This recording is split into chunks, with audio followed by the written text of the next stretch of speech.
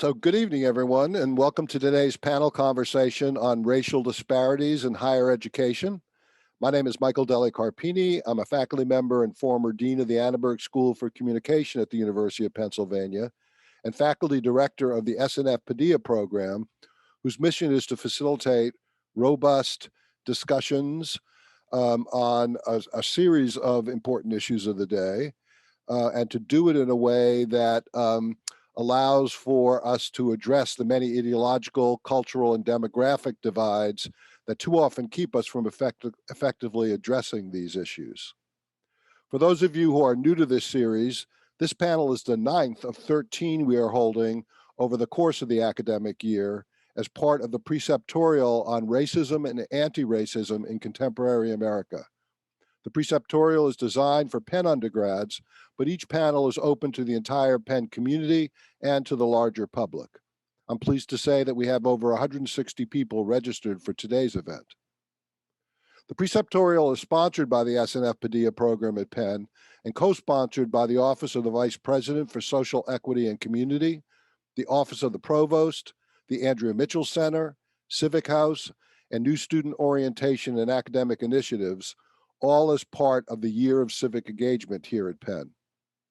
Now, while inspired by events such as the murder of George Floyd and the resulting protest, demonstrations, and calls for change that emerged from them, this series of panel discussions is designed to explore the ways in which racism has long been embedded in our country's economic, housing, public health, criminal justice, education, cultural, media, and political systems, to better understand the root causes of this structural racism, and to identify what we have or might do to address these inequalities.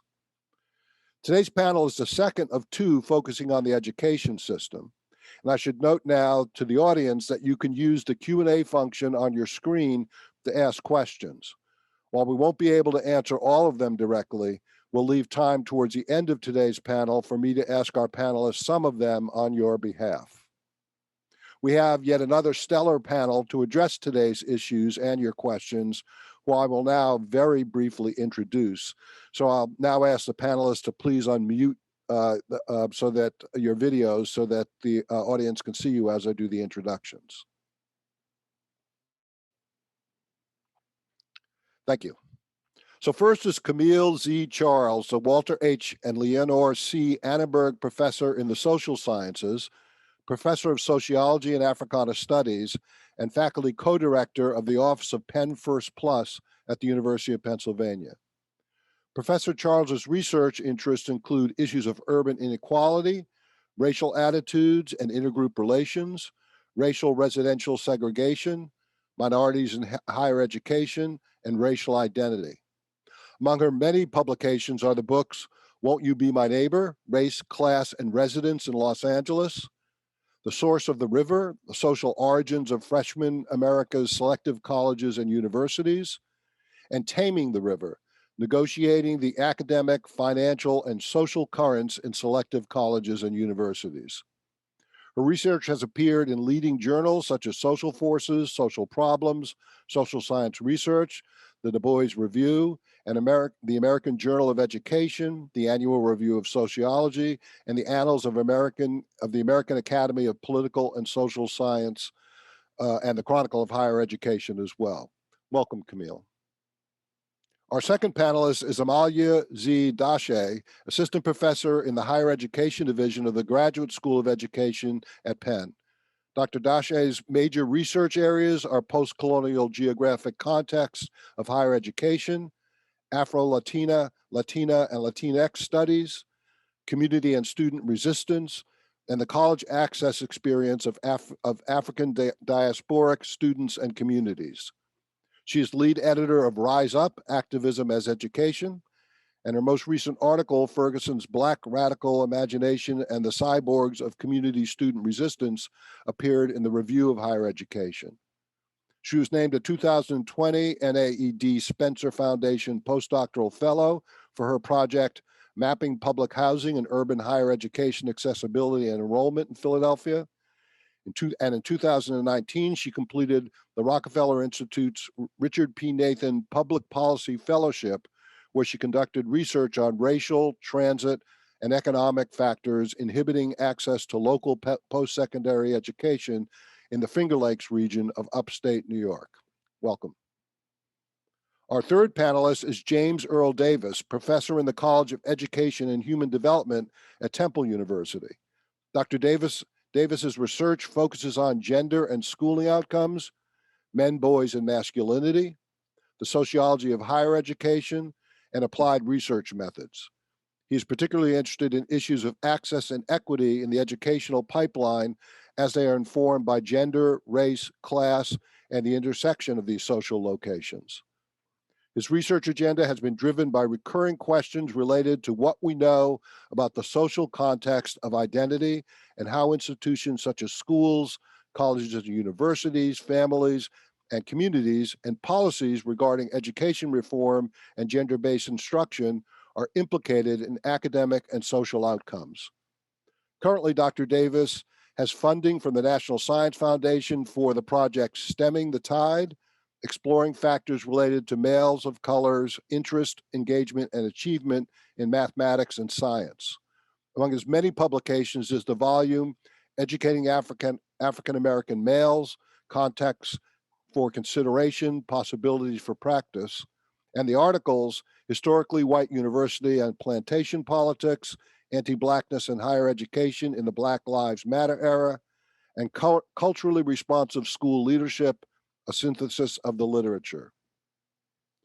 Our fourth panelist is Brian Stevenson, director of the Makuu Black Cultural Center, a nexus of academic, professional, and personal growth for University of Pennsylvania students interested in Black culture and the African diaspora. In addition, he teaches or co-teaches a number of courses at Penn, including the history of women and men of African descent, and serves as a pre-major advisor for our students. He is the author of 4 books, including Higher Learning, Maximizing Your College Experience, and is founder of the Academic and Cultural Enrichment Program, Ase Academy, an academic and cultural enrichment program serving Philadelphia area middle and high school students. Welcome. Our final panelist is Valarie Swain-Cade McCoullum, the Provost's Distinguished Senior Fellow in the Graduate School of Education and Vice Provost for Student Engagement at the University of Pennsylvania. In these roles, she is charged with aligning goals and approaches and implementing a comprehensive strategy for Penn's K-12 baccalaureate level and graduate pipelines and enrichment programs on campus, with the aim of improving students' experiences and outcomes in these vital programs. She also works with students, faculty, and campus leaders to enhance student engagement in campus and community initiatives, while collaborating with Philadelphia school leaders to support college preparation in Philadelphia schools. At GSE, she partners with faculty to pilot innovative new approaches to educational leadership resiliency, while teaching 2 courses a year in her areas of expertise. So I want to thank you all right off the start for being here tonight. I know you all have busy schedules, and I really appreciate it. So while today's panel is focused on higher education, I'd like to give the panelists a chance to reflect on any recent events, for example, the recent elections and their aftermath, the first 6 weeks or so of the Biden administration, or anything else related to Penn, Philadelphia, or the nation that has implications for issue of racial justice. So let me just start with Brian, but I'll give you each a chance to comment, give us your thoughts. What are your thoughts on these or any other recent events, the role race has played in them, and their implications for issues of race and racism in the U.S.? Could be involving the education system, but even beyond that, just your reflections on how you're feeling and thinking about these issues today. Thank you, Michael, for the question and for the invitation to be here. It's so much, and I think I've been thinking a lot and speaking a lot with our students about what happened in the summer and what's happening now, right? And there's a huge, sort of drop off of the activist spirit, that energy. But in the summer, you also had to ask yourself, like, how is this going to be sustainable? And I think you talked about the election. I won't go too much into that, but I know a lot of energy had to shift into seeing that outcome, and there was a lot of uncertainty around that. But I think for many of our students, when you think about these racial justice questions that are really deeply seated, as we'll get into in the conversation, you know, you still want to think about, well, what is that work that still needs to be done?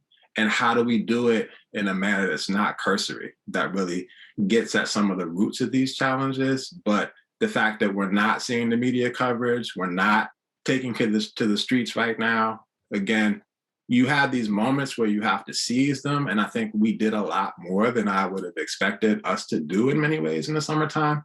But then you have to ask the question, what now? What next? How do you press reset? Can you press reset? Or, you know, do you actually have to unfortunately wait for another hashtag, which is not what anybody wants to see, right? And so these things are deeply disturbing to me.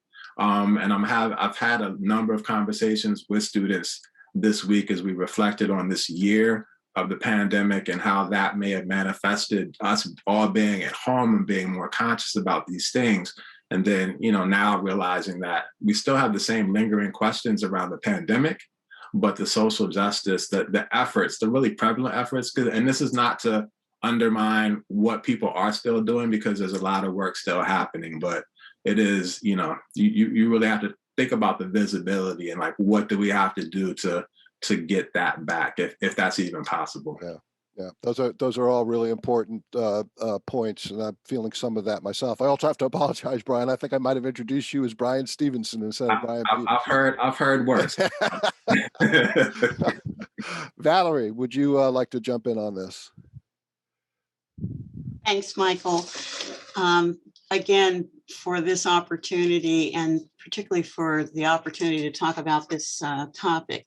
I've been thinking, as all of us have, about the effect of the pandemics and the exact opportunity gaps for Black students. And I think there are 4 points that I would like to make very briefly. As a nation, I know that we would all agree that the educational system from preschool, K-12, post-secondary, post-baccalaureate programs through doctoral attainment is characterized historically by markedly disparate population cohort outcomes that differ and disparate by social class, minority status, and other student characteristics. It's my opinion that the COVID-19 pandemic and the pervasive, chronic, and acute social justice injuries are further overwhelming the functioning and outcomes of education systems and institutions, certainly including institutions of higher education. And the outcomes for our students, for the focus today, our Black students, has been a profoundly disparate, brutal impact for all members, for many of the members of our communities, including many of the Black students attending universities and colleges. Also, there's been a great deal of trauma. The trauma coexisted, but these crises have also resulted in an increase of the number of students and other children who have faced the serious illness or death of family members and friends. And I think, again, that these pandemics are exacting a devastating toll on our communities. For example, in Georgia, where Black Americans make up just 30% of the state's population, they represent over 80% of COVID-19 related hospitalizations and more than 50%. Oh, you muted. I'm going to talk much about the digital divide, something that Brian and Michael and others are experts in. But certainly both of these pandemics have exacerbated that. And also the opportunity gaps associated with uneven access of our students to food and nutrition, shelter, health insurance, health challenges, and financial relief are all the issues that I have, and I know we have been thinking about as we have moved through these months. Yeah, I couldn't agree more that in particular, that the pandemic has not only caused its own issues, but has just shot a spotlight and shown all the ways in which structural racism exist, and just made them more obvious and more serious. I mean, I know in Philadelphia, I saw some statistics on the vaccination, and while Philadelphia is only about 35 or a little under 40% white, over 90% of the vaccines, at least as of last week, had gone to white people in Philadelphia. So your point is really, really well taken. Camille, what would you like to add to this?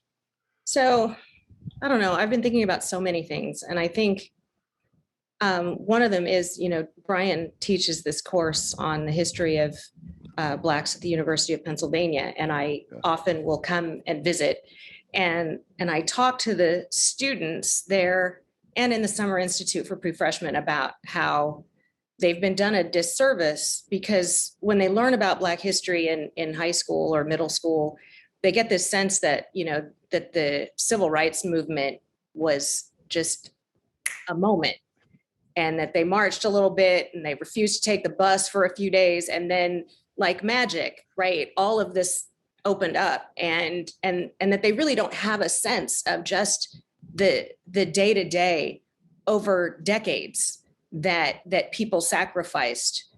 And so with increasing sort of social media and the inability to delay gratification, I think we're too quick to think that we can go out and protest for a few days and then things should change. And then when they don't, they're upset, and then not as, and that they've really learned in a sort of on-the-job training sort of way. Not just that this is something that needs to be sustained and sustainable, but also just sort of the multiple fronts upon which one could be fighting the fight, right? And I think the other thing is that, thinking about January 6th, and just the election and all of it, and the stress and the toll that took, the lead up, right? The fear about what might happen, and how each thing led to new fears about the next thing until you got to inauguration, right? Because first it was election day, and then it was how many days will it be until we know what the outcome is? And then it was, will we make it to getting the Electoral College confirmed and all of that? And that you just didn't get a chance to celebrate, right? Yeah. Because there was always something else.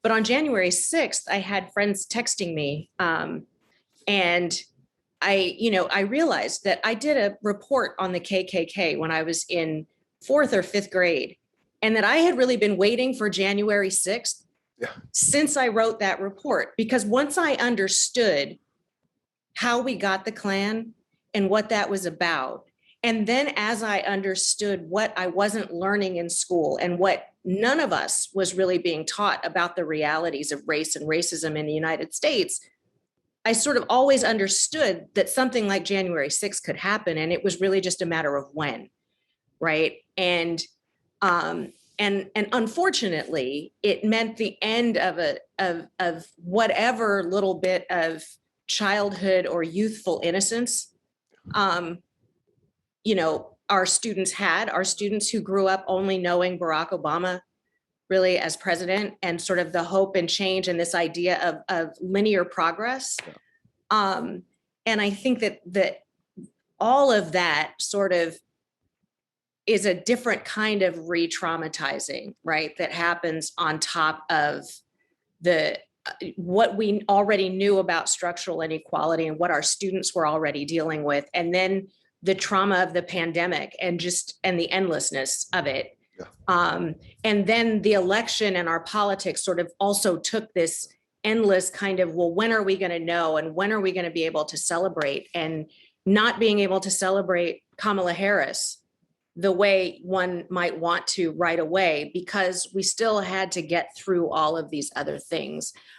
I think what it has helped some white students and colleagues sort of recognize is what it's like for marginalized populations in some ways every day, all the time, that kind of waiting for the other shoe to drop, or having to figure out, is this about being Black or Latino, or is it just because this person is having a bad day?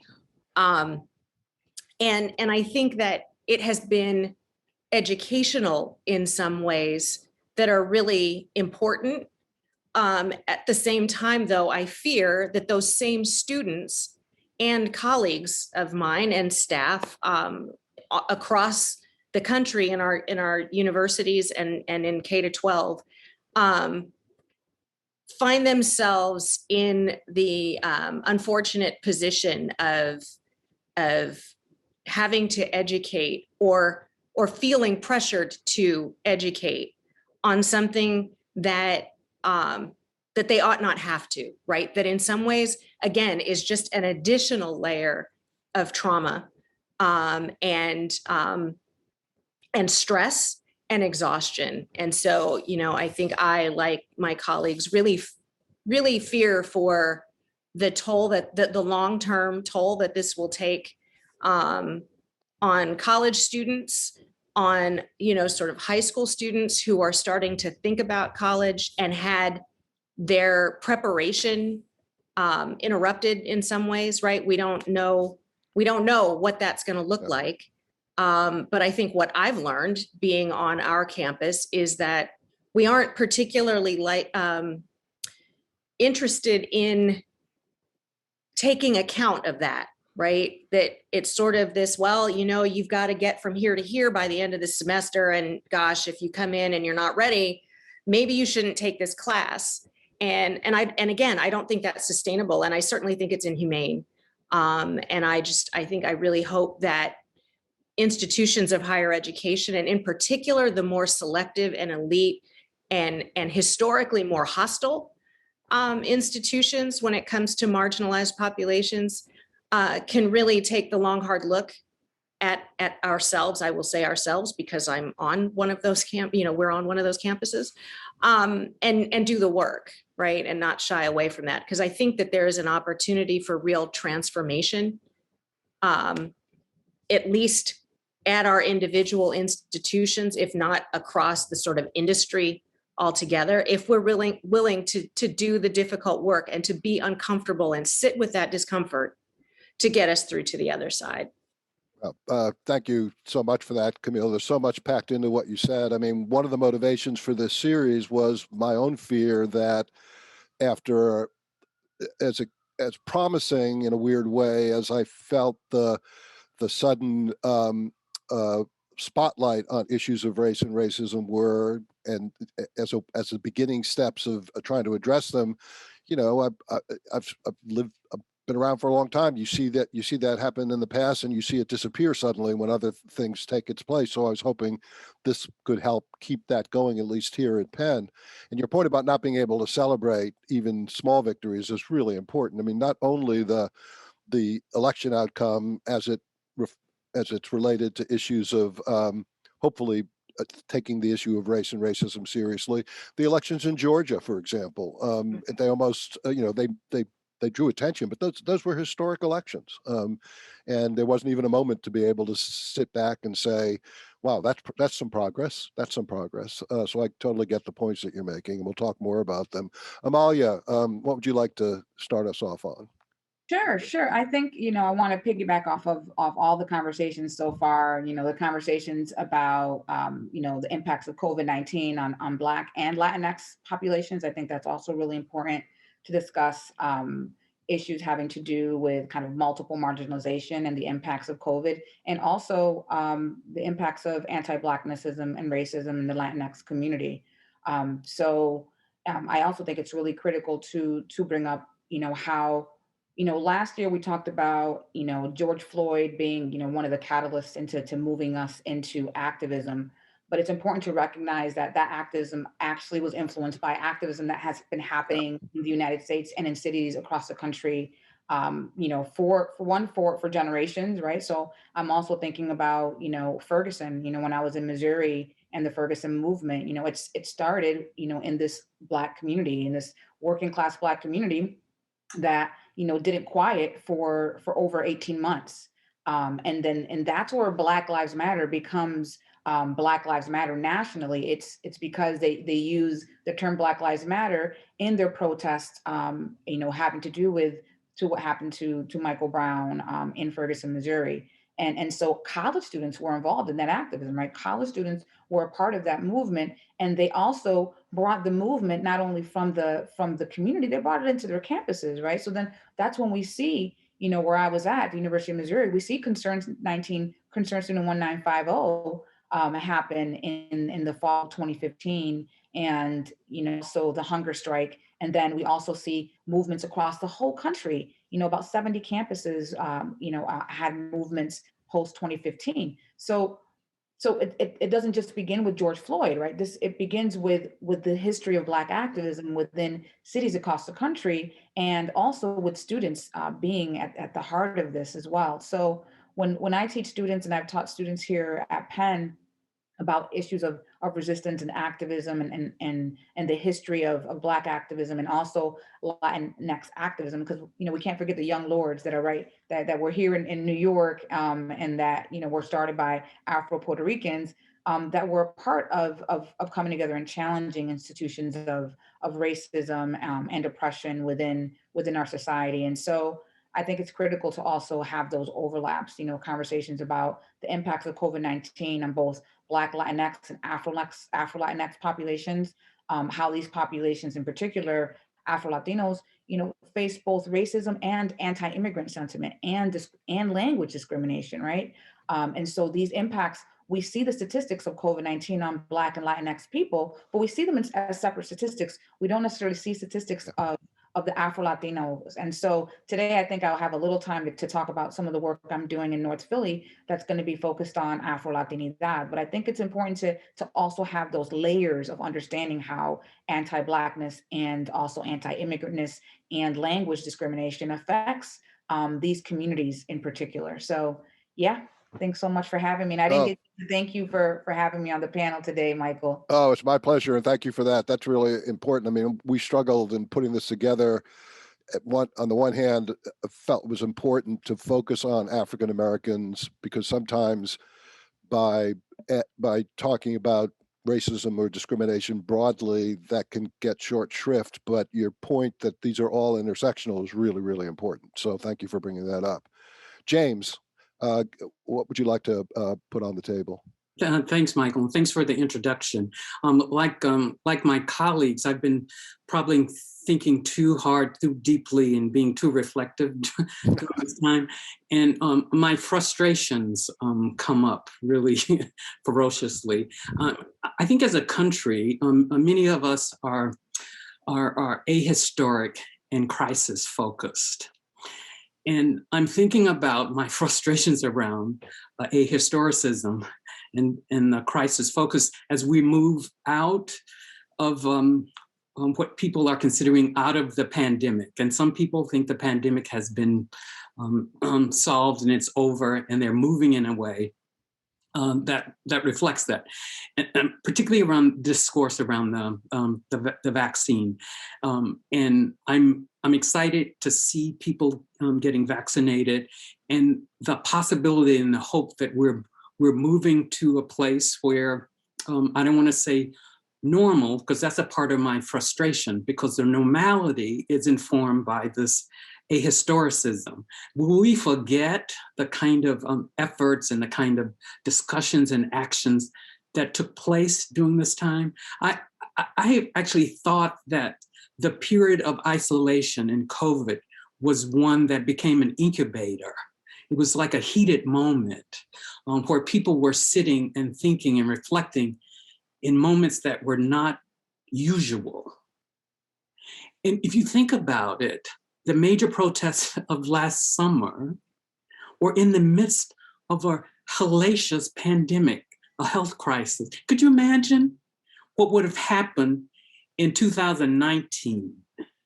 Which gets to sort of this point about this ahistoricism. And Amalia, I'm glad you mentioned that before 2020, I would argue that maybe there was some episodes, but there was a lull in kind of the Black Lives Matter movement. And some people had suggested that it was dying, that this beautiful movement that had started in such horrible crises was at its end.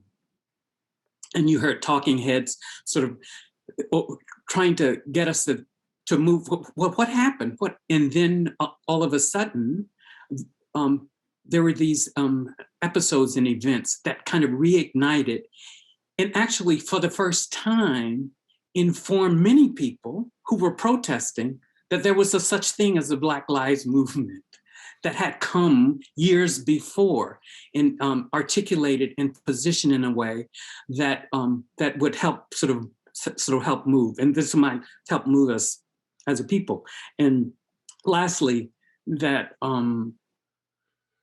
I agree that we should never let a crisis go to waste, but we should not wait for the next crisis to mobilize us in such meaningful ways and significant and actionable ways that we saw last year. Yep. Well, again, thank you for that. Thank you, all of you. I think some of the issues that you've touched upon will dive into a little deeper as it relates to the higher education system, and some of you have already started talking about that system, but let's turn now specifically to that topic. I'd like to give the audience a sense of the scope of the problem by describing the various ways higher education practices and policies nationally, but also in Philadelphia and even here at Penn, impact people of color differently than white Americans, both in statistical aggregate terms, but also in the lived experiences and day-to-day lives of African Americans. Once all our panelists have had a chance to weigh in on just helping us define the problem, if you will, then we can turn a little more directly to the causes and the potential remedies of these inequities. So let's start with Camille. Camille, you want to give us a sense of some of the ways in which higher education basically treats Blacks and whites differently, affects Blacks and whites differently, in any way that you'd like to bring that up? Yeah, I mean, I think there's sort of the statistical things, differences in the rate of sort of college, four-year college completion. So I just pulled up some statistics through 2015 that show, anywhere between 18 and 22% of African Americans have a college degree by age 25. That's probably anywhere from 15 to 20% lower than for whites. The tendency in mainstream sort of stereotypic thinking is that that difference must be because Blacks don't value education the way that that whites or other groups do, which is nonsense, since we know that Blacks died or risked death in order to educate themselves. What we know is that there are economic challenges, in addition to just a sort of persistence of prejudice and discrimination in the treatment of Black children throughout pre-K to 12, and actually on college campuses as well. And so, there is the wealth gap that helps us understand why college isn't affordable for Black and brown kids the way it is on average for whites.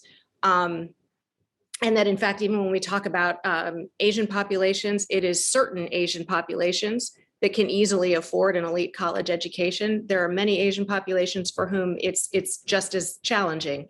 The pandemic has reversed any recovery in wealth disparities from the last economic crisis. And so there are huge concerns about what it will cost for current college students to finish, and whether or not, the next sort of round of college entrants will be able to afford college the way that they might have pre-pandemic. That puts a strain on colleges and universities who want to be need blind, who want to create more and better access for lower income applicants, which means that more of their budgets have to go to financial aid than might have been the case, 18 months ago. and that there's a lot that's unknown about that because we don't know what's happening for the students who are already here. And then we don't know what will happen for those who are applying to come to Penn to attend other college campuses later on. And so I think this is another one of the things that actually keeps me up at night.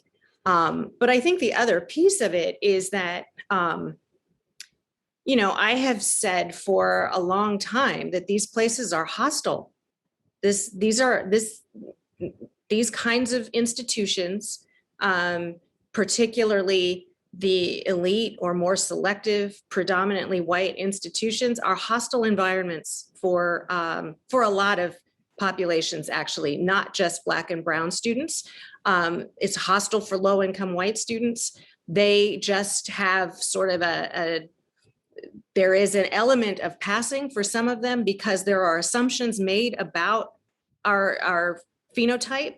But the flip side to that is that there's an invisibility for poor or low-income white students that is really challenging for them. And so again, we're in this moment where we're really having to reckon with the climate of our institutions and the damage that it does, the microaggressions, the assumptions. I think one of the really interesting things for me about the quick shift to virtual learning and the pandemic and the combination of those two things is the sort of, again, immediate and amazing education that many of my colleagues got, right, around how to be compassionate as professors, and how to sort of take a step back and think about what our students were experiencing. And that and so I hope that that lasts, because I think that for many of my colleagues, that is the way in to having these difficult conversations, right? Part of my job with Penn First Plus is going and talking to my colleagues, because the idea really behind it is, you know, this sort of that the problem is us. It's not the students. The students are perfect just the way they are. The problem is really the institution, right? It's the climate in the university. It's the assumptions that faculty members make. It's the assumption that the assumptions that students have about one another, and what are the things that we can do in order to fundamentally shift the climate of the institution, rather than thinking that there's something we need to do to the marginalized students. Yeah. You know, it's trying to sort of recognize that we've done enough to the marginalized students. And, you know, it has been really interesting to listen to my colleagues and the things that the light bulbs that are going on for many of them, not all of them, but for many of them, and sort of realizing some of the ways that they had been working under faulty assumptions and doing harm, right, in the way that they were teaching, in the assumptions that they had, and now are really trying to do things differently. I think, unfortunately, we won't get everything right all at once. And there are things that when we get them wrong, it does more damage, right, to marginalized student populations than it does for, you know, affluent or middle class, solidly middle class white students. Again, those with assets, not just with income.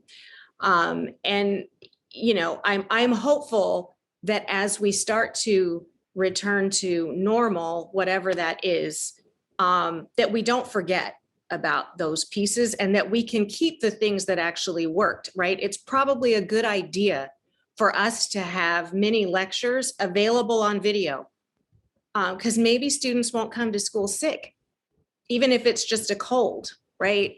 They can go back and watch it again. We've learned a lot about how many of our students have learning challenges that go unrecognized, or where our colleagues aren't necessarily as in tune with what it means to have a learning challenge and how many different kinds of learning challenges there are, and that kids learn differently, and that we can actually accommodate more of them.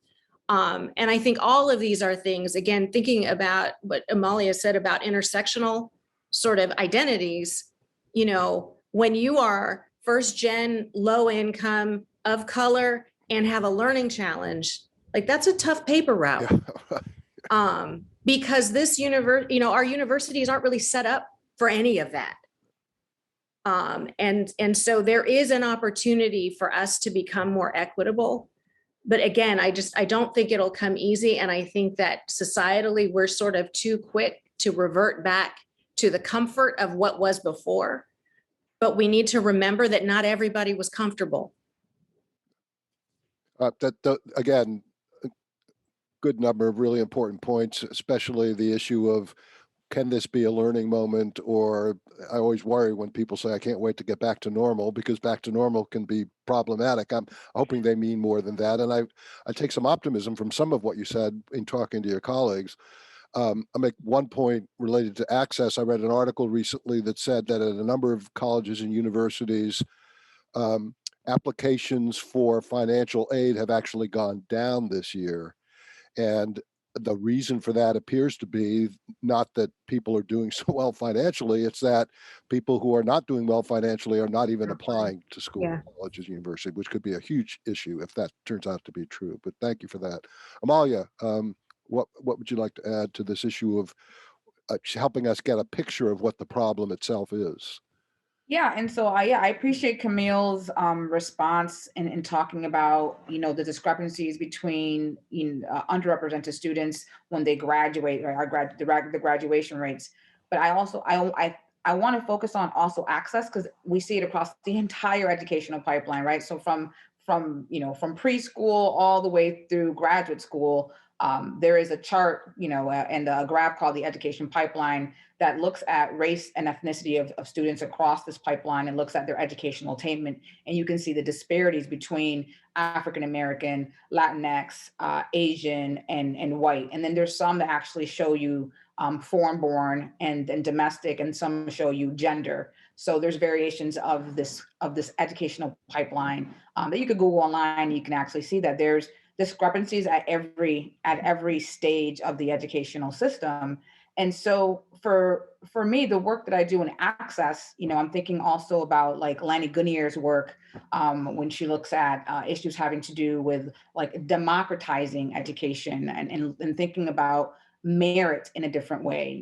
Merit, should it only be standardized test scores? Should it only be GPA? We should be thinking also about what she calls democratic merit, which is looking at, for example, community service, involvement in church activities, involvement in working in a volunteer setting within a particular community as valuable as, maybe some of the context that you're getting within the school setting. So kind of shifting, the discourse about merit and being more inclusive and thinking about how we access, how we bring certain students and certain communities into higher education when thinking about kind of democratizing the ways we think about enrollment and admissions. So definitely thinking about access. And the other component, I think, is also geography, which is the work I've been doing since 2014, is looking at the role of the geography of opportunity, right? So not only is the pipeline, there's discrepancies across the pipeline based on race and education and gender and ethnicity and nationality, but there's also issues of access. So what colleges are in proximity to neighborhoods and what types of colleges, right? So I know that many of us are familiar with this concept of the education desert, right? So we know that public colleges and universities tend to be clustered in areas that are highly, that are more likely to be wealthier, middle class, and white. And so the work that I've done is looked at the concept of college desert and college oasis, which we look at a county and you look at the proximity of certain colleges, like a community college, a for-profit college, and a research-intensive university, and see how close they are to urban communities of color. And so what I found is that you're going to have less opportunities in proximity, and this was like a 5-mile radius to Black and Brown and lower income communities. And then you're going to have more access to institutions like four-year not-for-profits and 4-year private universities. So you're going to have more options in predominantly white neighborhoods. They're going to have more colleges within this 5-mile proximity. And so the work that I'm doing in North Philly, so I don't know, is this the time where I share my map? Sure, if you'd like to. If you'd like to, that'd be fine. Yeah, I would love to do it now. Yeah, because I know, we have to keep track of time, and I know we have a lot to talk about. But yeah, so this is what I've been working on in North Philly. I've been looking at public housing and developments, in particular, looking at the public housing developments that work with ASE, a Latinx organization in North Philly, that here this map shows the concentrations of what I mentioned, the Hispanic population that also identifies as Black, right? So when we're thinking about the Black population in Philadelphia, we don't necessarily think about the Black and Latinx population, like both of these racial ethnic variables within the city of Philadelphia. And so what I found, and my research team has found, is that they're predominantly concentrated in North Philly, right? So we know that in West Philly, you have a high concentration of African Americans, and you do have, as you can see here on the map, West Philly is the area that is to the west. I don't know if many of you are familiar with the map of Philadelphia County, but it's to the west, and you see that Penn would be the not-for-profit, and it's in blue, so it's in that area where West Philly is. And then you also see that it's part of like a cluster of Center City and West Philly higher education institutions are. So that would be considered like a college oasis, right? This is an area that's predominantly white, that's higher income. But what's interesting about Philadelphia's landscape is that on the outskirts of University City and Center City, you have predominantly Black populations that are also lower income. But my focus in the study that I'm doing is looking at North Philly, because I'm looking at both the concentrations of the highest of Latinx, Afro-Latinx, and Black populations, and they all congregate in North Philly. I'm also looking at public housing. And what I find here is that the closest colleges and universities to this Black population in North Philly are 2 non-for-profits that have their highest degree attainment is a 2-year degree. Right. So when we're thinking about the educational pipeline, and we know that there's a discrepancy of how many African Americans and Latinx people and Afro-Latinx people actually attain a 4-year degree, when what's in proximity to these communities are 2-year institutions and community colleges, we have to have these discussions about, well, what is the geography of opportunity that we are a part of, and how do we contribute to opening access? How do we think about branch campuses? How do institutions kind of reimagine themselves to actually think about these communities that are not necessarily seen as students, right? And again, thinking about Lanny Gunnier's work, how do we think about these populations in a more democratic fashion when we're thinking about them locally?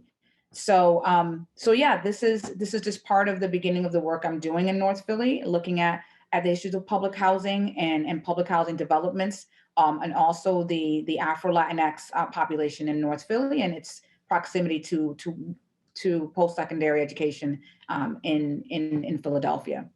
That's great. Thank you, Amalia, for sharing that. It strikes me also, we can maybe talk a little bit about this a little bit down the road, but strikes me also that the very things you're saying are problematic are actually policies of a lot of universities, because universities do not want to be in neighborhoods that are like that. That's considered a deficit to be able to attract students, Exactly. meaning white students. So thank you for pointing that out. James, give us your sense. And I should say at this point that what I really like about the conversation so far is that it escapes the artificial boundaries that I put on this for talking about the problem, the causes, and the solutions separately. And so feel free to talk about all 3 of those as we continue this conversation. But James. Thank you, Michael. And Amalia, thanks for putting your map of Philadelphia. And we all can see that North Philly is really central Philadelphia. And actually, there's a marketing campaign in some neighborhoods in North Philly to change the name to Central North. And we got a HUD grant a couple of years ago, and we used Central North as with lots of support from neighborhood organizations. I too have interest in access, but I don't want to belittle or not highlight what happens actually when students get to college. But I want to mention this issue of access. It's a really interesting way, and Philadelphia is following the trend. Some major urban areas, some major cities in the country have reduced the high school graduation rate, the traditional Black-white high school graduation rate. And many large urban cities have reduced it in substantial ways over the last 20 years. That only puts more pressure on higher education, given the increase of the number of Black and Latinx students who are actually graduating from high school. And there are some other institutions that have gotten the attention of those students, and we can talk about that. I'll talk about that later. But this pressure on higher education is a really critically important one. And if we don't, a lot of the conversation around students' experiences in higher education has moved to the experience and the outcomes. And in some corners of the conversation, access and the participation of students of color, Black and brown students, was getting less attention. I think when we take our eyes off the participation rates and access rates, we're going to have even more problems. I was just looking at data the other day about Black students in Pennsylvania, sort of where they end. Sort of currently at Penn, there are about 1,600 Black students at the University of Pennsylvania right now. Give or take 100, about 1,600, and there are about 4,700 Black students at Temple. But there are 9,600 Black students at the state universities across Pennsylvania. Here's an interesting stat, that those numbers across the PASHE system has remained constant over the last 10 years. And in some institutions increased. And the highest level increase have been for Latinx students. And some institutions like Westchester, their percentage of increases of Black students have been phenomenal, statistically in this way. But interestingly, at Temple, the 10-year difference seen a decline of hundreds of students. Because I think we've taken our sort of eye off of institutions like Temple, which has a sort of historic reputation of being kind of a place for Black students, accessible traditionally for comprehensive high school graduates. That's no longer the case. The pathway is now to Community College of Philadelphia. But given that, this is a place that's welcoming, this is a place where they can see other students like themselves, this is a place that has a kind of history and reputation of being kind, if you will, and giving students opportunity, and says, oh, right. So it's only been 10 years, Valarie, it's only been 10 years that we've had an Office of Diversity Inclusion. Can you imagine? We may not, I don't think we've had a 10-year anniversary yet. And that was the okie doke, right? That, oh, we're a diversity university and we're doing right by our students, all of our students. We don't even call them, we just say all of our students. And then we lose ground. And that's kind of my larger point about, yes, we'll keep our eye, we need to keep our eye on access and participation. But then once students are on college campuses, there has to be continued attention to the quality of that experience, because it's so disparate for Black and brown students. And then we'll continue to move and look at sort of outcomes, graduation rates, post-graduation placement, lifelong earnings, and all of that.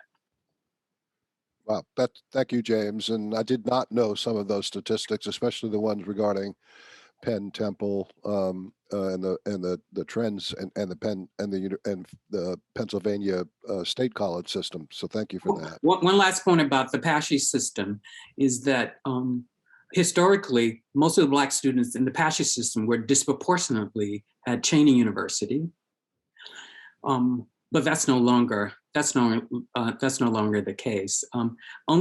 We only see an increase. We've seen a continual decline of Black students at Cheyney, but we've seen an increase in Latinx students at Cheyney, which is heartening and interesting, and people are not paying attention. They should. Thanks for that, Brian. Yeah, so really appreciate everybody's comments. And what I'm thinking about is sort of under the COVID context, so we won't know immediately, but I'm thinking about who's going, right? Who's going to make the decision to go, given opportunities, given preparation, lack of preparation. And I'm not going to speak too much on that because I know Valarie Swain-Cade McCoullum has a whole office that is helping to solve this, but it's a tremendous issue right now. It's a tremendous issue particularly in Philadelphia, for our young people. I have, high school students in my house. I have a college freshman in my house. And this has not been an easy year for anyone, right? So if they do decide to go, how well do they do? How prepared are they? What have they lost? But I focus more on what we see at Makuu. And again, we've touched on it already, but I just want to drive it home a little bit more. The sense of belonging for Black students, right? The sense of feeling like they're connected to the institution that they've selected, that they can, drive decisions, that they can be invested in, that they can be seen. And students come into my office when they can come into my office. Now they meet me on Zoom and just unpack just deeply disturbing stories around some of their experiences. And, these are national trends. I mean, this is what Amalia talked about in some of the campus movements that were really triggered around, the shootings and police violence, but then really pivoted towards treatment on campuses. I mean, we've seen monuments taken down that have stood. We've seen building names being changed that have never should have been that name in the first place. But I think James's point around this ahistoricalism, this idea that we're not even putting these pieces together to see who are these people that we've named this building after, right? What is their full story? How may someone experience this person, right? But someone else in power has a different experience, a different interpretation, and thus can say, well, it's going to be fine. You'll get over it, right? Like, we're always supposed to get over everything without ever addressing it. So the class that I teach that Camille talked about, and she comes in every year and really gives us a lot of wisdom about her experiences. And one of the things that we touch on is how Africana studies came to be. And that was, again, a piece of this long-lasting protest culture, this long-lasting student movement. And, it's complicated, but what students asked for, they didn't get. Students at the University of Pennsylvania asked for a school of Black studies. And our students, when they read this, they're mesmerized. They're like, well, who, how?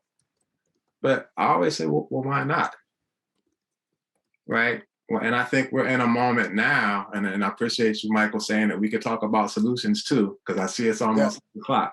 But I think no, this is great. This is great. We have to really question, what can we do to maintain this radical tradition, this radical fire, these radical questions that, what's going to be, if I'm a Black student considering college, am I just looking at this as a career move, or am I looking at this in order to really feel like I'm going to be a part of not allowing the status quo, not allowing the old normal to again be the new normal, but to learn at an institution how to make change. And we're not designed to do that.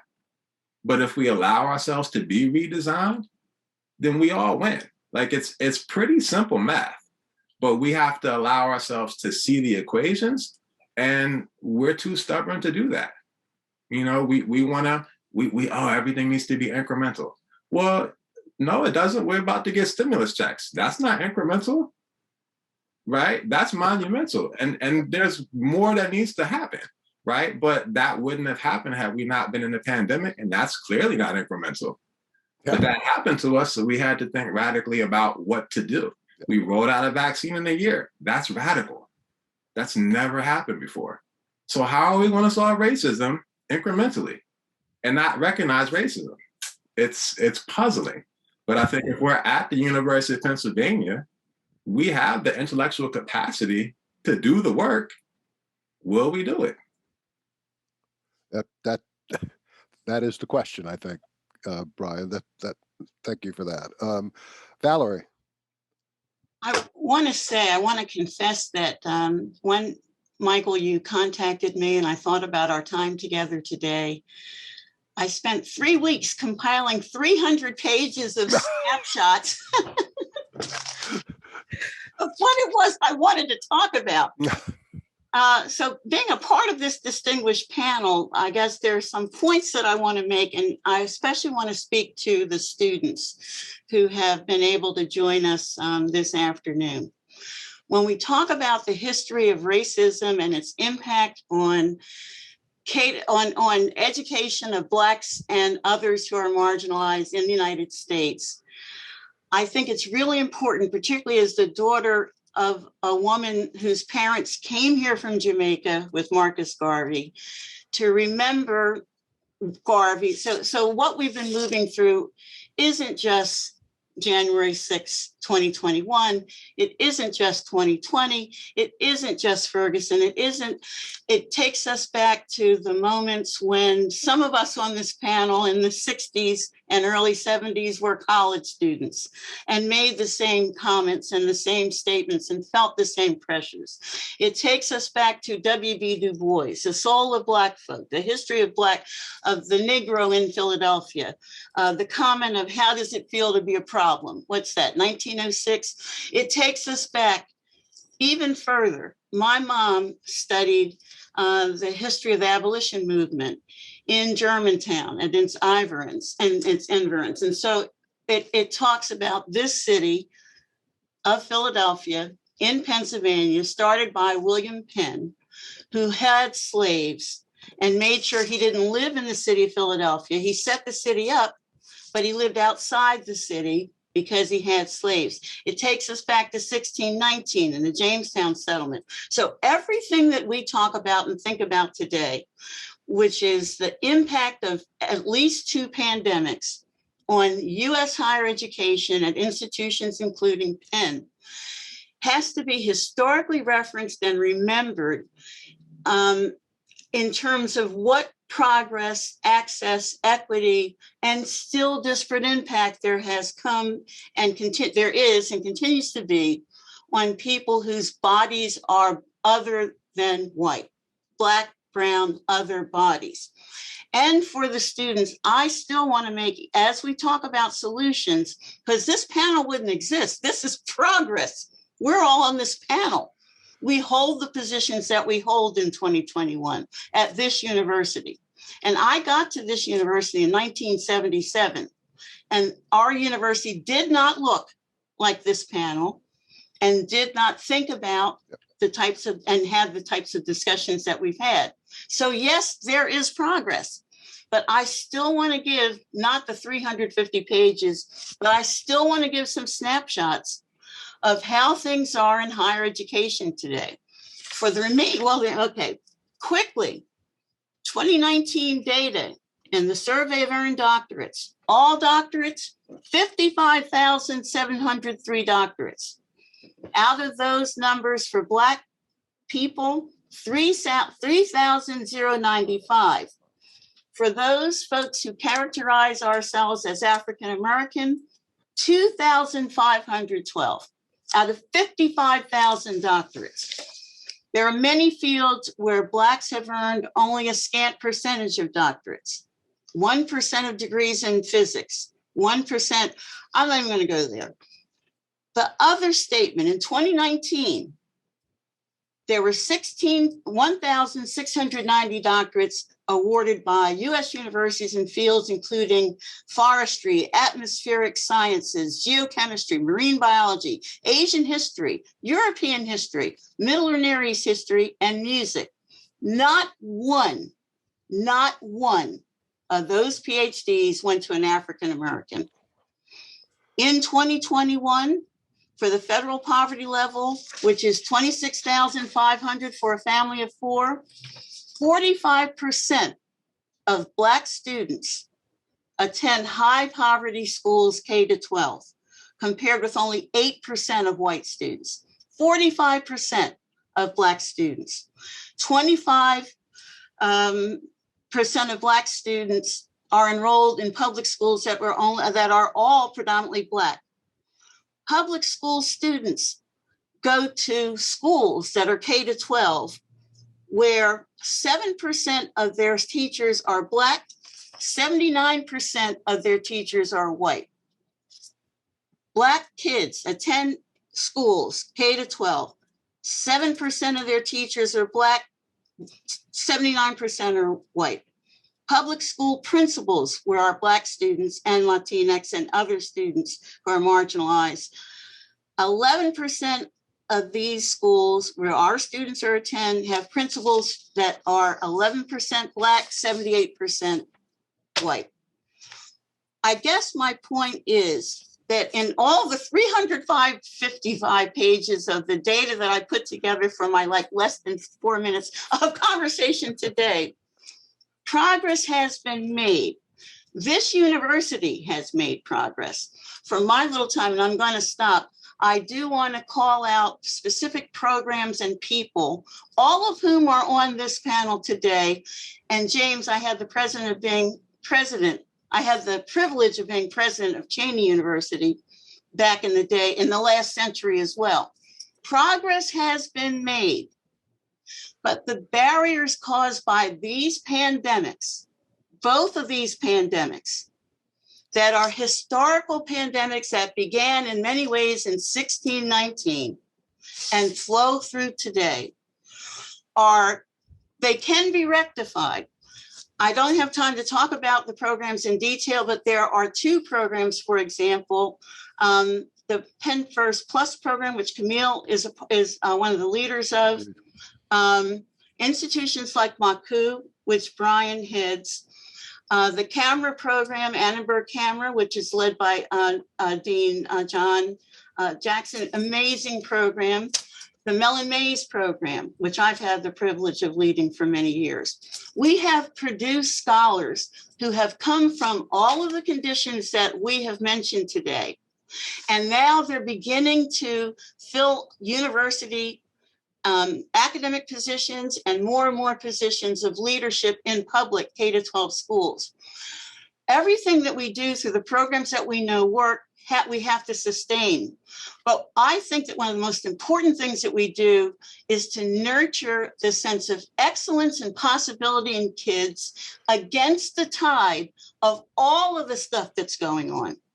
Because every one of us in this panel, from wherever we came, have made it. And the way that we demonstrate the import of being in these seats is to pull others along. Wow. I mean, thank you both for the statistics, and I apologize that you don't have a chance to present as much as you put together. Maybe we can put it on the website for the class, Val, but also the sense of acknowledging the problem, but saying that we can make progress, and the hopefulness is kind of embedded in that. We are, believe it or not, only 5 minutes left. And fortunately, I think we have, in a way that felt like a genuine conversation, addressed not only the problem, but some of the causes and some of the solutions. So what I'd like to do is, there's one question, a number of questions that were posted by the audience actually were answered as we went along, but I want to mention one question that I don't think was, and then give you each a quick chance to say a word or two, either in response to this question or if there's another solution that you see as something that we need to try or have tried, to give you a chance to talk about that really briefly. But this is a question from a student who described himself as a Black student on campus and one of the few or only Black students in many of the classes, or Black women in many of the classes that she is in. And she finds that when there are well-intentioned classroom discussions about race and racism, sometimes feels that the conversations themselves are such that they just add to the feeling of isolation that she has, and the sense of being alienated. And so her question is a really honest, genuine one. How do you have these kind of conversations, especially in a university setting, in ways that actually can work and that do the work they're supposed to do, rather than feel as if they're just adding more to the problem, which I do sometimes understand. So I'll put that on the table, and then I'll just go around and you can address that question, or if there's a particular point that you wanted to make that unfortunately you didn't get a chance to make, you can make that as well. So let me just start with James on this one. Thanks, Michael. That's there's an irony in the desire to make classrooms more inclusive, more hospitable, to talk about issues that would engage students that normally wouldn't have been engaged. And at the same time, while that's happening, it actually has an effect of marginalizing students, particularly when there's one or only a few students in classrooms. It's interesting. There's centers of teaching and learning across college campuses, but this idea of how to structure classroom conversations where everyone feels comfortable to the point where they can contribute, or they feel that they're not sort of in a fishbowl, if you will. I think many faculty members think that it's appropriate to take the actions in these strategies. I mean, they would say, but this is an opportunity. I want to show how inclusive I am. I want to show how the topics that I'm covering kind of cover a range of race and ethnic issues. And then when we talk about them, I want everyone to be engaged. But at the same time, there has to be kind of the sensitivity to the numbers game, if you will. If there was a critical mass of students in a class of Black and Latinx students, I think the environment of that discussion would change. And I think that universities have to do a better job of providing kind of support and developmental activities for faculty across disciplines, not only the social sciences and the humanities, but also in the sciences. Thank you for that. Thanks. Excellent point. Brian. So I was just typing in the chat, but essentially what I typed in is to also balance these experiences with creating your own spaces, yes. Right? And that's exactly what Makuu is. So yes. We have Thursday conversations with our Robus and Cooper scholars. We have conversations such as this. Amalia was just on an amazing panel with us a couple of weeks ago. It went over time, and that's not something that's easy to do in Zoom, but I see this one's about to do the same thing. But to have those spaces where you feel like you can ask this question and get honest answers and talk amongst peers, talk amongst scholars, that because you can't control the microaggressions, whether it's in a classroom setting or whether it's, someone asking to touch your hair, like that's triggering, right? And so all of this is going to happen, but when you do not have anyone else to sort of ask and talk to and unpack, then each time it happens, you just feel more isolated. So just create those communities. And it's really, really hard to do on Zoom, but we have the Makuu living room every Fridays. Just pop in there or just shoot me an email and we'll link you to people if you do feel alone. And this is going out to anyone, faculty, alumni, students, grad students, on down the line, because we know this has been a very difficult time. So we want to help you just, recharge in whatever way you can. Michael. Yes. So I would just say that, the same is true for Africana. I also direct the Summer Institute for Pre-Freshmen. But the the Institute students aren't the only students that I'm here for. So, you know, I am also available, and I think most of my colleagues in Africana Studies are as well. I think the other thing that is important to remember, sort of in conjunction with finding your communities and your spaces where you can kind of let off steam and commiserate, is also that it's not your responsibility, nor are you obligated to respond in those situations. You know, sometimes that's just other folks' business, and you have to do self-care in those situations and choose your battles. And choosing your battles means deciding when you want to be educational, and when you want to be sort of confrontational and point out that this is triggering or that it's hurtful, but also knowing when you just need to keep it moving and kind of let what's happening happen and live to fight another day. And I think that that's a really important thing to learn, and that it's hard for young people, and particularly young people in these competitive academic environments where there is this expectation that we have comments and answers all the time. I have lots of comments and answers. I do not always share them, right? Sometimes that's because I can't find a tactful way to do it. And sometimes it's because I just don't have the energy. And it isn't where I want to spend my energy, because I'm reading the room and I don't think it's going to be helpful.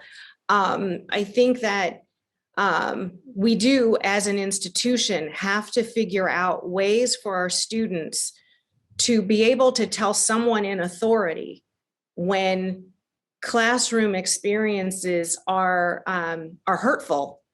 Right. And when occasionally the person doing the harm is the professor, is the adult in the room. And we need to figure out not only how students can share that information, but then how can we help the faculty member be better, right? How can we get past that whole, you know, you call somebody racist and everything shuts down? Because really that's what we need.